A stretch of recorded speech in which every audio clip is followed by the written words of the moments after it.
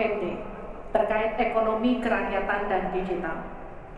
Digitalisasi membuka akses pasar yang lebih luas, tetapi juga berpotensi merugikan usaha mitra dan konsumen melalui penyalahgunaan data digital. Pertanyaannya, bagaimana kebijakan paslon untuk mengatasi hal tersebut? Waktu untuk menjawab 2 menit dimulai sejak Bapak menjawab. Kami persilakan.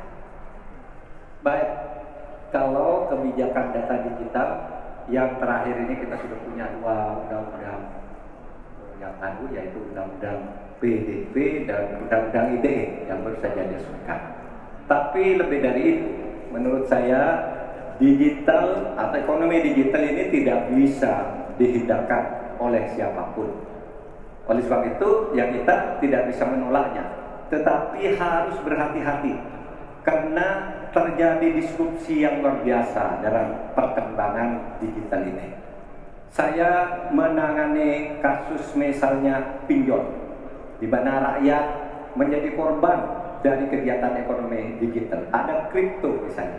Kasus pinjol itu sendiri sungguh sangat problematik. Kenapa? Karena dia dibuat secara hukum perdata melalui gadget. Rakyat yang tidak tahu langsung bilang, kamu mau pinjam uang sekian, yes. Bunganya sekian, yes. Kalau tidak bayar sekian, yes. Itu perdata. Dan itu banyak yang menjadi korban, banyak yang sampai bunuh diri. Ada seorang dari Semarang, seorang guru meminjam hanya 500.000, kemudian hutangnya menjadi 240 juta karena selalu bertambah bunganya.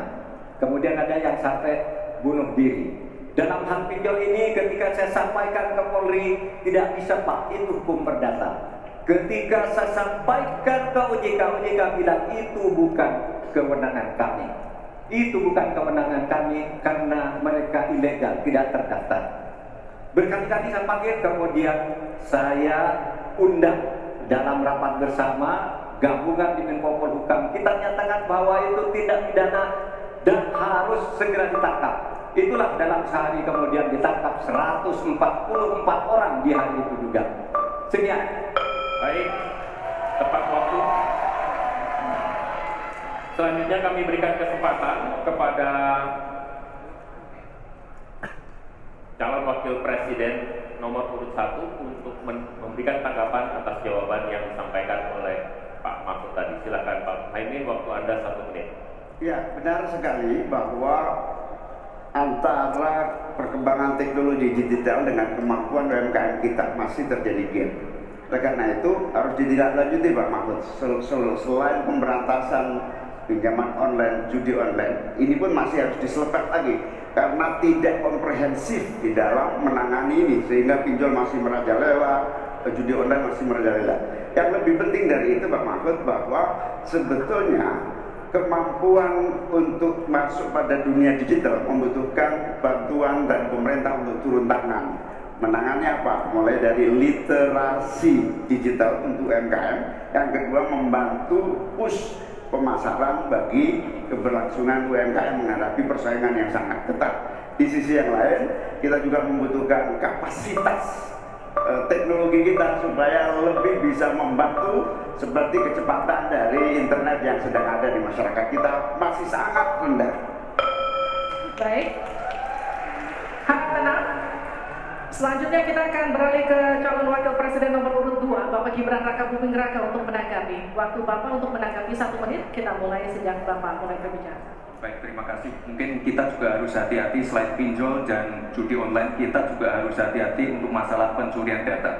Untuk itu harus kita kuatkan cyber security dan cyber defense kita. Itu sudah kita lakukan di Solo Teknopark ada sekolah cyber security. Dan yang perlu ditekankan lagi adalah bagaimana para e-commerce ini bisa comply dengan regulasi kita. Jadi sudah tidak ada lagi nanti ke depan yang namanya shadow banning, yang namanya price dumping, yang namanya barang-barang cross border yang membunuh UMKM kita. Kita ke depan harus melindungi UMKM, dan kita ingin sekali lagi, karena tadi Cak Imin bicara masalah literasi keuangan dan literasi digital, ke depan yang kita siapkan harus ada penguatan SDM, penguatan manusia digitalnya.